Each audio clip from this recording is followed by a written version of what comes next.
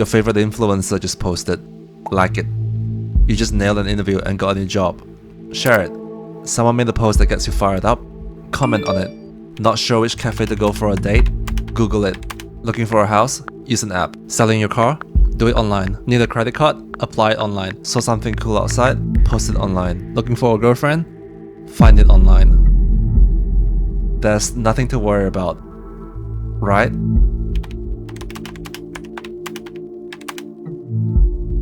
Every time you go online, you leave a footprint. It could be your name, your location, your age, your job, your phone number, your email, your posts, your friends, your shopping habits, your browsing history. These are some examples of your personal data which can be extracted online and used as a data point, which are little bits of information, kind of like pieces of a puzzle that comes together to form your online profile. Now you might be thinking that this is totally harmless and no one is interested in you. Well, that's where you're wrong.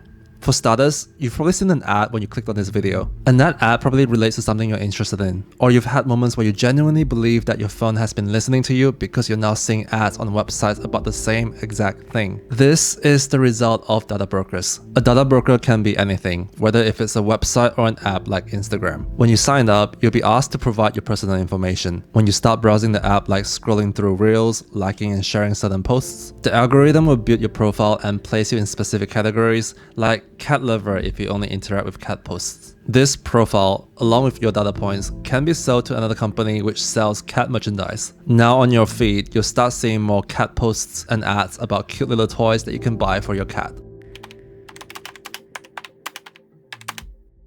There are more than 4,000 data broker companies, not just the big tech companies like Google and Facebook, but a lot of lesser known companies that we've never even heard of, operating behind the scenes to gather all this information so they can make money off you. This is a $200 billion industry that's growing rapidly day by day as we rely more on technology. And if you think that's a crazy number, one company sold a list of health condition information from 1,000 people for just $79. And to a data broker, your email address could be worth at least $89. And only 43% of data brokers actually let you control your privacy. And with that, you could earn at least $8 a month if you sell your data willingly to a company. And the worst part is, sometimes it costs at least $100 a year just to keep your data out of databases. You might be thinking, is this all legal? Doesn't this infringe my privacy rights? Yep, this is all legal. And you and I both consent to it every time we skip through the long privacy print just so we can check that box. So what, I hear you say? Why should I care if these companies target these ads at me? It's not like it's harmful or anything. Well, you're right.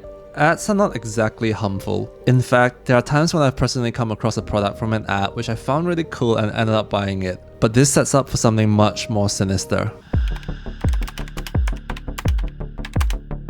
When your information is readily available on the internet, this opens up the door for cybercriminals. You may have experienced some text messages or emails that somehow knows about you. It could be an email saying that you've won a prize from a clothing store that you visited recently, or a text message that looks like it's from your bank saying that your account might have been compromised. These are targeted attacks by cybercriminals called phishing. And with the abundance of information that they can get from data brokers, they can carefully formulate an attack on you through the use of social engineering. For example, maybe you have a public profile on Facebook and you love to post about your family, where you've traveled, what you've had for dinner. And since your profile is public, malicious actors can easily catalog all your private life and keep track of your whereabouts, your relationship status. Maybe one day you post online about your friend going overseas, and the next moment you might receive a message saying that your friend is in trouble overseas and needs money urgently. This kind of scam may sound really obvious to you guys, but you might be surprised to learn that people really do fall for it. In 2023, we've had over 3.4 billion phishing emails sent across the world. That's an attack occurring every 11 seconds. In Australia alone, we've lost $2.7 billion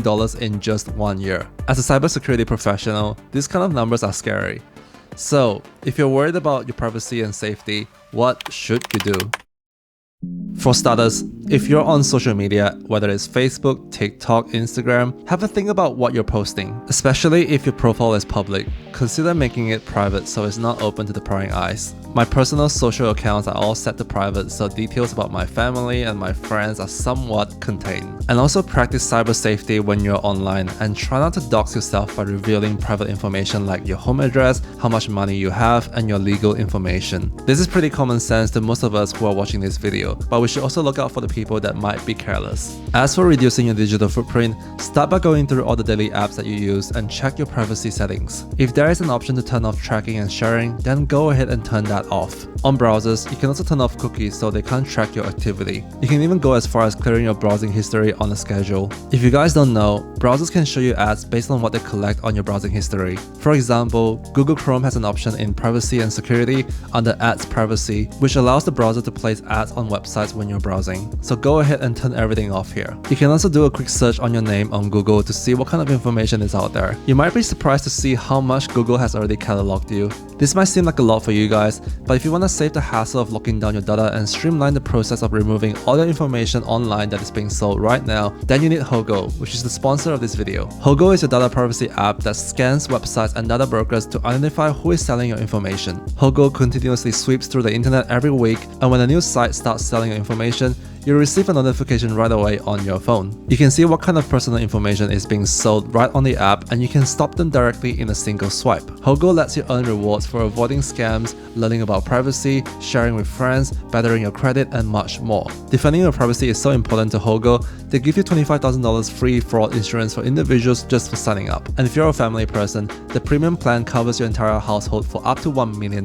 You can also build your credit score easily. Hogo provides a personalized plan and other tools to maximize your credit score. Users average 62 points in just 30 days. For example, you can take actions in the app on negative items on your credit report, such as late payments, with the push of a button. Hogo connects directly with more than 60,000 financial institutions, so say goodbye to time-consuming calls and emails. You can also get real-time alerts and monitoring on any credit activity and possible fraudulent bank transactions, so Hogo can easily dispute them for you. If you take your personal information seriously and want to reduce your digital footprint, then make sure to check out the links in the description below.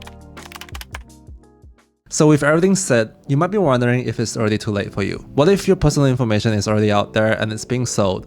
What if you just don't care? If your cybersecurity awareness is up to date, then I would say there's not a lot of big risk for you. Nowadays, almost all the websites that you browse require you to accept cookies. So is it really all doom and gloom? Sometimes it might actually be necessary to collect your data to advanced technology. Take Tesla for example. They collect driving behavior and analytics of cars owned by consumers to build their full self-driving system. If this level of data collection wasn't done on a major scale, the AI learning would have taken significantly longer to fine-tune its problems, which hinders the progress of their safety systems. So if you think about it from that perspective, then it's not all that bad. For me, personally, I'm not too fast about companies collecting my information for ads because I can somewhat control my buying habits. And I'm quite up to date with my cybersecurity awareness, so that's not an area of concern for me as well. Anyway, that's it for this video. Hope you guys enjoyed it. Thanks for watching. Bye.